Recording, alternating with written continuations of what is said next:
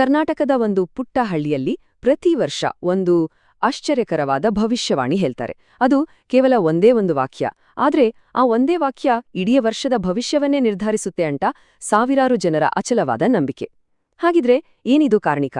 ಇದರ ಹಿಂದಿನ ಕಥೆ ಏನು? ಬನ್ನಿ, ಇದರ ಬಗ್ಗೆ ಇವತ್ತು ಪೂರ್ತಿಯಾಗಿ ತಿಳಿದುಕೊಳ್ಳೋಣ.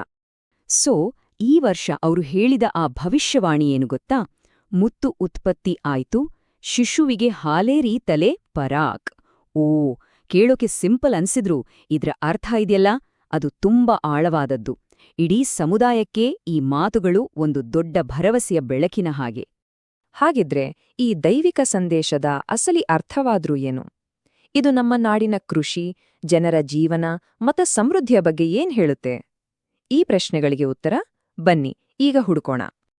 ಸರಿ, ಈ ಕಾರಣಿಕದ ಅರ್ಥವನ್ನ ನಾವು ಬಿಡಿಸಿ ನೋಡೋಕೆ ಮುಂಚೆ ಇದು ಎಲ್ಲಿ, ಹೇಗೆ, ಯಾವ ಸಂದರ್ಭದಲ್ಲಿ ನಡೆಯುತ್ತೆ ಅನ್ನೋದನ್ನ ತಿಳ್ಕೊಳ್ಳೋದು ಬಹಳ ಮುಖ್ಯ. ಇದು ನಡೆಯೋದು ಹಾವೇರಿ ಜಿಲ್ಲೆಯ ಶ್ಯಾಡಂಬಿ ಅನ್ನೋ ಗ್ರಾಮದಲ್ಲಿ. ಪ್ರತಿ ವರ್ಷ ಇಲ್ಲಿ ಮೈಲಾರಲಿಂಗೇಶ್ವರ ಜಾತ್ರೆ ನಡೆಯುತ್ತೆ. ಆ ಸಮಯದಲ್ಲಿ ಈ ಇಡೀ ಊರು ಲಕ್ಷಾಂತರ ಭಕ್ತರಿಂದ ತುಂಬಿ ತುಳುಕುತ್ತಿರುತ್ತೆ. ಇದು ಸುಮ್ಮನೆ ಒಂದು ಹಬ್ಬ ಅಷ್ಟೇ ಅಲ್ಲ, ಬದ್ಲಿಗೆ ಆ ಭಾಗದ ಜನರ ನಂಬಿಕೆ, ಅವರ ಸಂಸ್ಕೃತಿ ಮತ್ತೆ ಅವರ ಬದುಕಿನ ಒಂದು ಜೀವಂತ ಪ್ರತಿಬಿಂಬ. ನಿಮಗ್ ಗೊತ್ತಾ, ಈ ಜಾತ್ರೆ ಏನೋ ಒಂದೆರಡು ದಿನದಲ್ಲ, ಬರೋಬ್ಬರಿ ಇಡೀ ತಿಂಗಳು ನಡೆಯುತ್ತೆ. ಮಾರ್ಚ್ ತಿಂಗಳ 4 ಭಾನುವಾರಗಳು ವಿಶೇಷ ಪೂಜೆ, ನೈವೇದ್ಯ ಅಂತ ಸಡಗರದಿಂದ ಕೂಡಿರುತ್ತೆ. ಆಮೇಲೆ ಕೊನೆಗೆ ರಾಮನವಮಿಯ ದಿನ ಭವ್ಯವಾದ ಪಲ್ಲಕ್ಕಿಯುತ್ಸವ ಎಲ್ಲ ಮುಗಿದ್ಮೇಲೆ ಸರಿಯಾಗಿ ಮಧ್ಯಾಹ್ನ 12:30ಕ್ಕೆ ಆ ನಿರ್ಣಯಕ ಕ್ಷಣ ಬಂದೇ ಬಿಡುತ್ತೆ. ಅದೇ ಇಡೀ ಜನಸಮೂಹ ಕಾಯ್ತಾ ಇರೋ ಕಾರಣಿಕೋತ್ಸವದ ಸಮಯ. ಹಾಗಿದ್ರೆ ಆ ಒಂದು ಕ್ಷಣ ಹೇಗಿರುತ್ತೆ? ಯೋಚನೆ ಮಾಡಿ. ಆ ನಾಟಕೀಯ ಕುತೂಹಲಕಾರಿ ಕಾರಣಿಕೋತ್ಸವದ ದೃಶ್ಯವನ್ನು ಒಮ್ಮೆ ಕಣ್ಮುಂದೆ ತಂದುಕೊಳ್ಳೋಣ. ನೋಡಿ, ಮೊದಲು ಇಡೀ ಗ್ರಾಮದ ಬೀದಿಗಳಲ್ಲಿ ಒಂದು ಭವ್ಯವಾದ ಮೆರವಣಿಗೆ ನಡೆಯುತ್ತೆ. ಆಮೇಲೆ ಈ ಕಾರಣಿಕ ನುಡಿಯೋ ಜವಾಬ್ದಾರಿ ಹೊತ್ತ ಗೊರವಯ್ಯ ನೀಲಪ್ಪ ಮಾಕಪ್ಪ ಅವರು ಒಂದು ದೊಡ್ಡ ಬಿಲ್ಲನ್ನು ಏರ್ತಾರೆ. ಕೆಳಗೆ ಲಕ್ಷಾಂತರ ಭಕ್ತರು ಉಸಿರು ಬಿಗಿ ಹಿಡಿದು ಆಕಾಶದ ಕಡೆ ನೋಡ್ತಾ ಇರ್ತಾರೆ. ಆಗ ಆ ಬಿಲ್ಲಿನ ತುದಿಯಿಂದ ಆ ವರ್ಷದ ಆ ಒಂದೇ ಒಂದು ನಿಗೂಢ ವಾಕ್ಯ ಹೊರಬರುತ್ತೆ. ಗೊರವಯ್ಯನ ಬಾಯಿಂದ ಆ ಮಾತು ಹೊರಬರ್ತಿದ್ದಂತೆಯೇ ಅಲ್ಲಿ ನೆರೆದಿದ್ದ ಇಡೀ ಜನಸಾಗರ 7 ಕೋಟಿಗೋ ಚಂಗ್ಮಲೋ ಅಂತ ಒಕ್ಕೊರಲಿನಿಂದ ಜಯಘೋಷ ಮೊಳಗಿಸುತ್ತೆ. ಆ ಇಡೀ ವಾತಾವರಣ ಇದೆಯಲ್ಲ, ಭಕ್ತಿ, ಶಕ್ತಿಯಿಂದ ಪೂರ್ತಿ ರೋಮಾಂಚನಾಗ್ಬಿಡುತ್ತೆ. ಕಾರಣಿಕ ಮುಗಿದ ತಕ್ಷಣನೇ ಮತ್ತೊಂದು ರೋಚಕ ದೃಶ್ಯ ಶುರುವಾಗುತ್ತೆ. ಅದೇ ಸರಪಳಿ ಪವಾಡ. ಇಲ್ಲಿ ಏನಾಗುತ್ತೆ ಅಂದ್ರೆ, ಗೊರವಯ್ಯಗಳು ತಮ್ಮ ದೈವಿಕ ಶಕ್ತಿಯಿಂದ ಕಬ್ಬಿಣದ ಸರಪಳಿಗಳನ್ನೇ ಮುರಿದು ಬಿಡ್ತಾರೆ ಅನ್ನೋದು ನಂಬಿಕೆ. ಇದು ಈ ಆಚರಣೆಗೆ ಇನ್ನಷ್ಟು ನಿಗೂಢತೆಯನ್ನ ತಂದುಕೊಡುತ್ತೆ. ಸರಿ, ಇಷ್ಟೆಲ್ಲ ವಿಧಿವಿಧಾನಗಳ ನಂತರ ಹೇಳಿದ ಆ ಒಂದೇ ಒಂದು ವಾಕ್ಯದ ಅರ್ಥವಾದ್ರೂ ಏನು? ಬನ್ನಿ ಈಗ ಆ ನಿಗೂಢತೆಯನ್ನು ಭೇದಿಸೋಣ. ಮೊದಲಿಗೆ ಕಾರಣಿಕದ ಮೊದಲ ಭಾಗ, ಮುತ್ತು ಉತ್ಪತ್ತಿ ಆಯಿತು.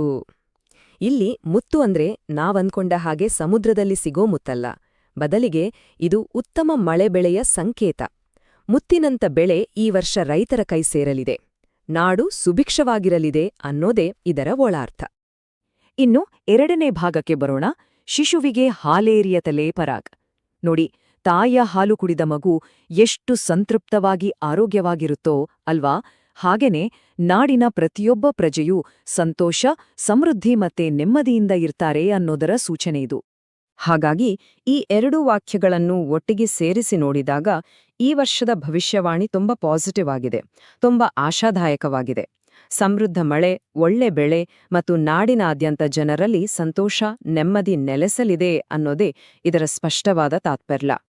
ಆದ್ರೆ ಈ ಕಾರಣಿಕದ ಮಹತ್ವ ಬರೀ ಆ ವರ್ಷದ ಭವಿಷ್ಯ ಹೇಳೋದಿಕ್ಕೆ ಮಾತ್ರ ಸೀಮಿತವಾಗಿಲ್ಲ.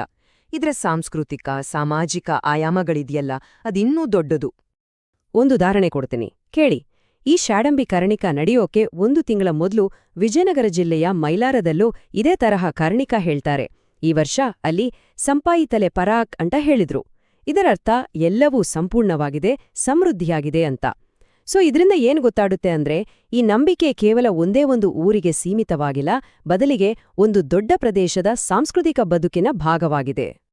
ಹಾಗಿದ್ರೆ ಒಟ್ಟಾರೆಯಾಗಿ ಇದರ ಮಹತ್ವ ಏನು ಅಂತ ನೋಡೋದಾದ್ರೆ, ಮೊದಲನೇದಾಗಿ, ಮಳೆಯನ್ನೇ ನಂಬಿ ಬದುಕೋ ಕೃಷಿ ಸಮುದಾಯಗಳಿಗೆ ಇದು ಸುಮ್ನೆ ಒಂದು ಭವಿಷ್ಯವಾಣಿ ಅಲ್ಲ, ಇದು ಮುಂದಿನ ಒಂದು ವರ್ಷಕ್ಕೆ ಬೇಕಾದ ಭರವಸೆಯ ದೀಪ.